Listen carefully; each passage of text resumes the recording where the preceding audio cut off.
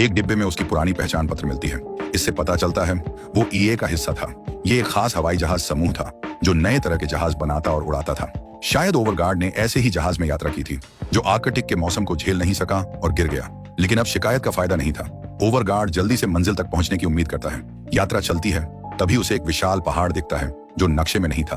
वो हेलीकॉप्टर से लिया बर्फ का औजार इस्तेमाल करता है। वो पहाड़ चढ़ता है और दूसरी तरफ समतल रास्ता ढूंढता है। वो रस्सी से सामान खींचता है, फिर वो औरत को स्लेज समेत खींचने की कोशिश करता है, लेकिन यह बहुत मुश्किल था। वजन इतना था कि वो नहीं संभाल सका। रस्सी उसके हाथ से छूट जाती है। स्लेज नीचे की ओर लुढ़कने लगता है। ओवरगार्ड पूरी ताकत से खींचता है, लेकिन स्लेज पहाड़ी के नीचे चला जाता है। वो देखता है इसे ऊपर नहीं खींच सकता। उसे पहाड़ के चारों ओर लंबा रास्ता लेना पड़ता है। ओवरगार्ड यात्रा फिर शुरू करता है, लेकिन उसे फिर रुकना पड़ता है खाने और आराम के लिए। उसे चट्टानों के नीचे एक गुफा मिलती है। प्रवेश द्वार बर्फ से ढका था। वो अपने औजार से बर्फ हटाता है और रास्ता साफ करता है। अंदर वो गैस टैंक से बची मछली पकाता है। वो औरत को खाना खिलाने की कोशिश करता है। भले ही उसकी हालत खराब थी, रात होने वाली थी, दोनों बस सो सकते थे, लेकिन ओवरगार्ड को कुछ आने की आवाज सुनाई देती है। वो ध्यान से सुनता है और एक जंगली जानवर की दहाड़ सुनाई देती है। वो सावधानी से उठता है और बर्फ का औजार पकड़ता है। कुछ सेकंड बाद सब शांत हो जाता है। उसे लगता है जानवर चला गया, लेकिन औरत खांसने लगती है। इससे विशाल सफेद भालू फिर आकर्षित होता है। वो और जोर से दहाड़ता है। वो गुफा में घुसने की कोशिश करता है, लेकिन छेद छोटा था। फिर भी भालू बर्फ हटाता है और सिर अंदर डालता है। ओवरगार्ड चिल्लाता है और सिग्नल की आग जलाकर हवा में लहराता है। उसका तरीका काम करता है। भालू आग से डरकर भाग जाता है। खतरा टलने पर ओवरगार्ड थककर और घबराकर जमीन पर गिरता है। वो खुद को समझाता है सब ठीक होगा। एक और दिन बीतता है। ओवरगार्ड गुफा से बाहर देखता है। सौभाग्य से सफेद भालू का कोई निशान नहीं था, लेकिन जगह सुरक्षित नहीं थी।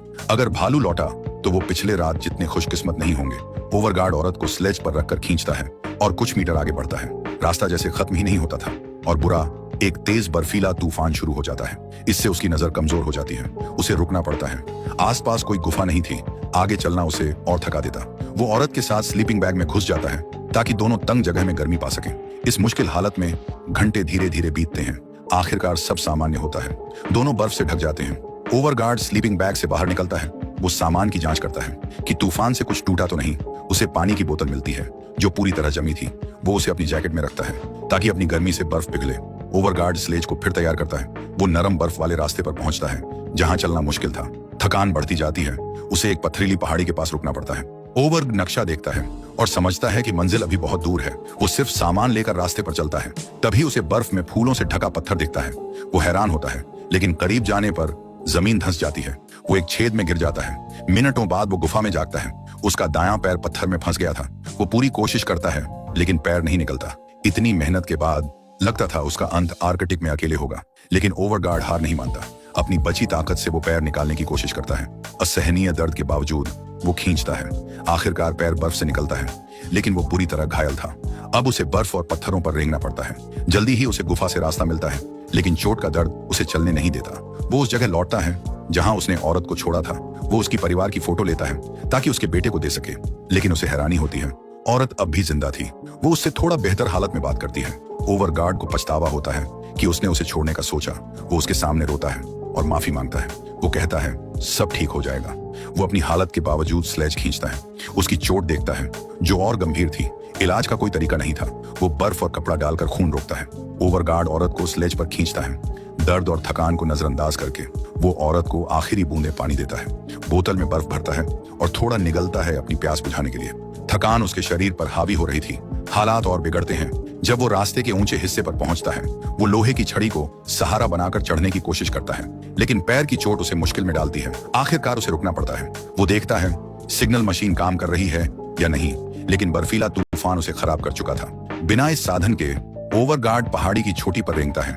वो देखता है क्या कोई आसपास है। वहां उसे दूर एक हेलीकॉप्टर दिखता है जो पास ही उतरा था। ओवरगार्ड बिना वक्त गंवाए स्लेज के पास लौटता है। वो बची ताकत से स्लेज को धक्का देता है। छोटी पर पहुंचकर वो जोर से मदद के लिए चिल्लाता है, लेकिन उसकी आवाज कमजोर थी और वो मुश्किल से बोल पाता था। उसके पास बस आखिरी सिग्नल आग थी। वो उसे जलाता है और हाथ हिलाकर किसी का ध्यान खींचने की कोशिश करता है, लेकिन हेलीकॉप्टर की टीम उसे नहीं देखती। ओवरगार्ड आखिरी कोशिश करता है। वो अपनी जैकेट में सिग्नल आग जलाता है और छड़ी से हवा में लहराता है, लेकिन ये भी काम नहीं करता। टीम हेलीकॉप्टर में लौटती है और वहां से उड़ान भरती है। सारी उम्मीद खत्म लगती है। ओवरगार्ड उस औरत को उठाता है और हेलीकॉप्टर वालों से उसे बचाने की गुहार लगाता है। वो बस यही चाहता था कि वो उसे बचा लें, लेकिन हेलीकॉप्टर दूर जा चुका था। जीवित रहने की हर उम्मीद खत्म लगती थी। फिर भी ओवरगार्ड औरत को स्लेज पर रखता है। वो वादा करता है कि वो उसे अकेला नहीं छोड़ेगा। दोनों बर्फ पर लेटे थे। ओवरगार्ड उससे और खुद से कहता है सब ठीक हो जाएगा। फिर थकान से वो सो जाता है। जब दोनों बेहोश थे, तेज हवा सब कुछ उड़ाने लगती है। तभी वही हेलीकॉप्टर उनके सामने उतरता है। इससे पता चलता है दोनों को आखिरकार बचा लिया गया। सारी मुश्किलों के बावजूद ओवरगार्ड ने हार नहीं मानी।